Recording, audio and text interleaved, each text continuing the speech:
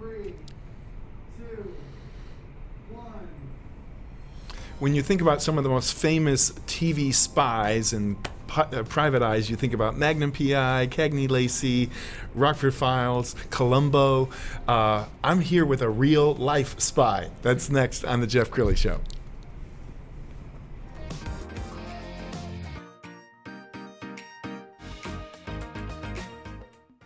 Many are predicting that the worst is yet to come, which is unfortunate, said one person here. Until now, they've enjoyed the reputation of being the nation's I spies. Watched a burglar in his home this morning by webcam. As a journalist of over 25 years, stories are what make my world turn. Reporting live from the Dallas newsroom tonight, Jeff Crilley, Fox 4 News. But in 2008, I took the jump from my familiar life and started a PR firm from my home. We're talking about anyone with a camcorder like the one I'm using becomes a television network. We started slowly growing the company, and we now have over 100 clients, and we've branched into the world of live digital broadcasting. I now own 8 different TV studios and have a huge team, and the stories that I now get to share are sometimes the most important of my life.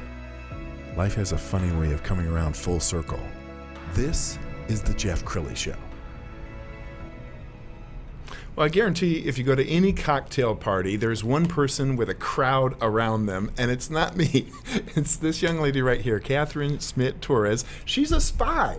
I mean, how do you beat that at a cocktail party? Nobody can one-up that, can they? Well, it was actually better when I was a police chief. I got even more questions, but I don't know, maybe equal. Not better, but equal, yes. Okay, so tell us, when we say you're a spy, the name of the company is Stiletto Spy Investigations. No, Stiletto Spy and Company Investigations, Okay. Because sometimes I have men work for me. Okay, there you go.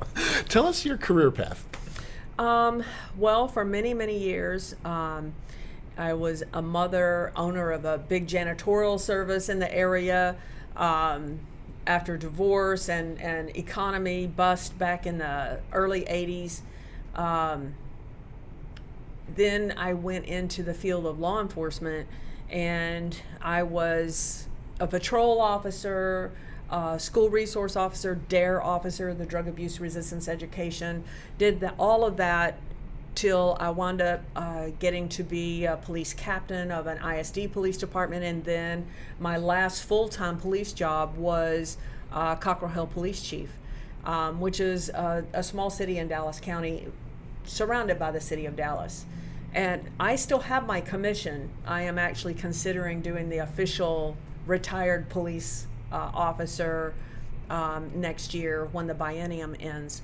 But now, with all that law enforcement experience, I met a man who was my boyfriend at the time, and he said, after running for Dallas County Sheriff and I lost the race and I no longer was employed as the police chief, he said, I have a private investigation firm that I just started, but I have done nothing with it. I just got my license. Maybe you could help me get it off the ground. And believe it or not, the DARE program, all that training helped me to learn how to market. And some of that was Jeff Crilley, who taught me how to do that when we met when I was in White Settlement. So one of the things that you taught is to go where the people are that might need your services. So we started at the Dallas County Courthouse and the Tarrant County Courthouse passing out our business cards. We would see criminal defense attorneys, and one of the things that you taught me is that you have to say whatever you want to say within a few seconds. Wow. And that soundbite information that people passing, they don't want to give you much time, but you got to give them something that helps them to say, oh, maybe I should talk to you. So that's what I taught my husband, and I got his business off the ground. We were still dating at the time. After a couple of years of dating, I didn't think he was going to marry me, so I decided to start my own private investigation firm, and I thought, how could I get a name for a business where people would know it's woman-owned? Because I offer a different ideal system, and when I think about things, I think of things from a different viewpoint. So I talked to my kids and I said, what name could we come up with? And one of the girls has said, there's there's makeup, and there's purses and things like that are lipstick. Those are things that women do, but what would be a good name for a female-owned business? And then one of the girls, it was my daughter's best friend who was living with us, said, well, you know, stilettos are, that people know that that's a woman. And I immediately said, oh my gosh, Stiletto Spy, we've got it. And then I thought, guys and company, in case a guy's working for me. So that's how it came to be, and I've been in practice since 2010. Well, and thank you for the kind words. I don't know that I played that much of a role in your success, but I will take the compliment. Thank you very much. And I was on your website, found a beautiful video that kind of explains an overview of your company. Let's go ahead and roll that now.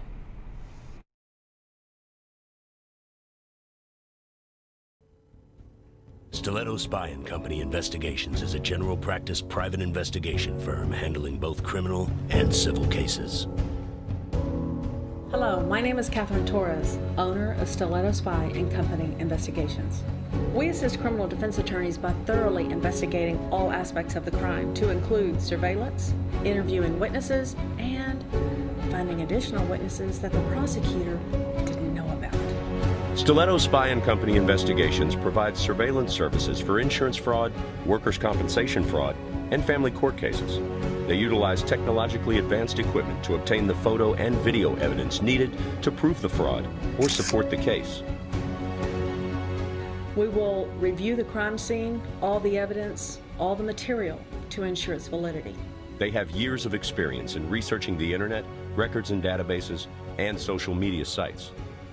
The findings then go back to the criminal defense attorney so that he can make a more informed decision for his client. We have extensive experience in documenting all of our findings and providing courtroom testimony. Smit-Torrez has over 20 years of law enforcement experience and has once risen to the position of Chief of Police. She is highly skilled in interviewing techniques, policy and procedures, and crime scene investigations. Catherine also serves as a leader with her service to the Board of Directors of the Texas Association of Licensed Investigations. She is a published author, with her article Interviewing Children, and has written 2 other books. Catherine is one of approximately 40 investigators in the state of Texas to receive her certificate as Texas Certified Investigator. Stiletto Spy & Company Investigations is a professional firm. We offer our clients the utmost discretion and cover their best interests.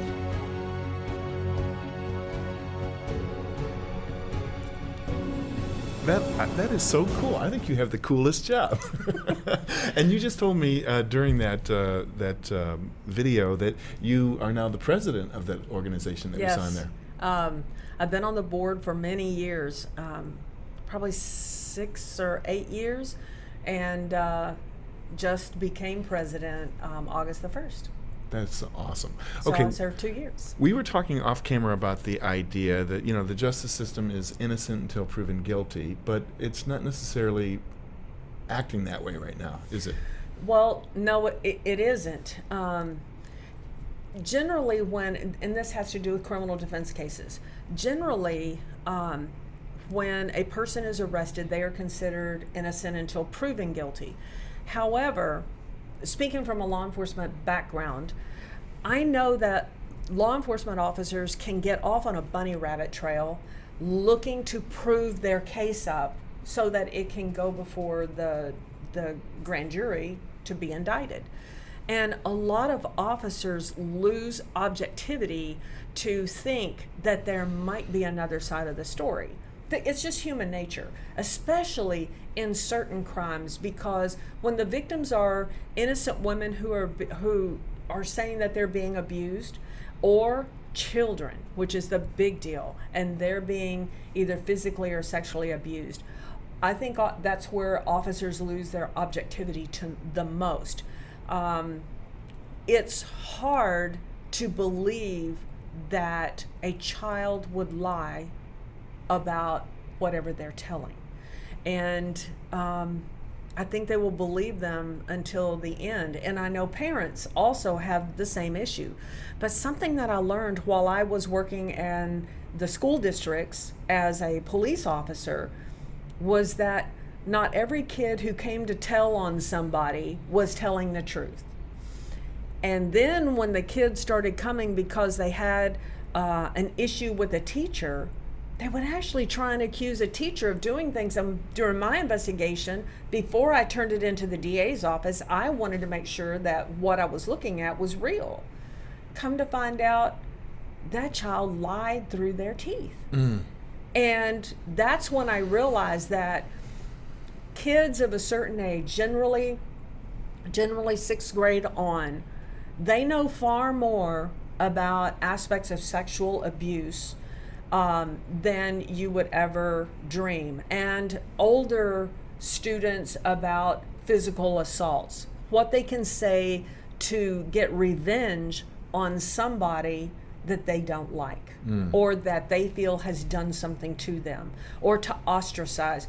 There are mean girls out there in this world, and they can destroy a man's life, a young man's life or a man's life, just with the words that they say and sticking to their story. So what happens when you're hired by a client and you know what the client wants the result to be, and you find the opposite? Well, number one, I want to preface it by saying when it has to do with crimes against children, especially sexual crimes, 95% of those cases are legit. The child is telling the truth. It's the 5%. And because I did these kind of cases in law enforcement, I knew what to look for, and I was trained in how to interview a child and such. So a lot of attorneys call me when they find out that I'm considered an expert in some of the courts already, but this is my area of expertise in the state, to know how to interview a child or to know how to handle the case. When I have a case that has to do with a child saying that they were sexually assaulted, I want to review all the case material. I want to be able to interview the parents, and I want to be able to interview that child. But now I'm not law enforcement, so they don't have to let me. It is in their best interest to allow me to do it, because what if their child lied? Or what if they are telling the truth? Everything that I glean out of that, whether especially if the child's telling the truth, I'm closing the door on every possible argument the defense attorney could have that says that the man's innocent. I'm providing that defense attorney everything he needs to know how to properly advise his client on whether to accept a plea or to go forward with a trial. My job is not to make an innocent man guilty, and I refuse or a guilty man innocent. There is never a case where I will work where I know that the man is guilty and I'm going to try and manipulate that case to help him to get off. Wow. That's just not what I do. My job is to go and turn every single stone that I can possibly turn to find out what that attorney needs to help him to know how to best serve his client. And also, if I've done everything I'm supposed to do, then there is no right of appeal. Wow. So then the family who's been victimized does not have to go through this case all over again. Right. In the case, though, where we have a child who has lied for whatever reason, there are motives of revenge, there's motives of going through a divorce and someone put them up to it, there's the mean girl deal, there's so many different aspects. And one big one that people would never think of is attention-seeking behaviors.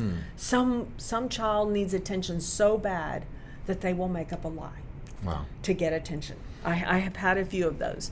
So what I do is I try and interview all the people connected with them to find out about their propensity for truthfulness, because the only thing that is admissible is, are they a truthful person? Yes. Not if they're a sleazy person who's had sex with 1,000 people or a stripper or any of that. None of that comes into play. What comes into play is their propensity for truthfulness. Can they be believed on the stand? Awesome. So that's my job. Yeah, you have the coolest job. We are absolutely going to have you back. We're going to put your website up so everybody can get in touch with you. CatherineTorrez.com is the website. The company is Stiletto Spy and Company Investigations. And I just hope that the listeners understand that in this day and time, the DA's office and everyone else, they truly believe these children, and that person who's accused is guilty until you prove them innocent, which is wrong. It's supposed to be the other way around. So when you hear that someone's been accused, don't automatically assume that they're guilty. Make sure that you tell them that you're waiting to hear the outcome. You want to hear the evidence, and keep your mind in that objective viewpoint until you hear all the facts. Catherine, thank you for bringing out the truth in so many lives. Thank you for having me. You bet. That's it for now. We'll see you next time.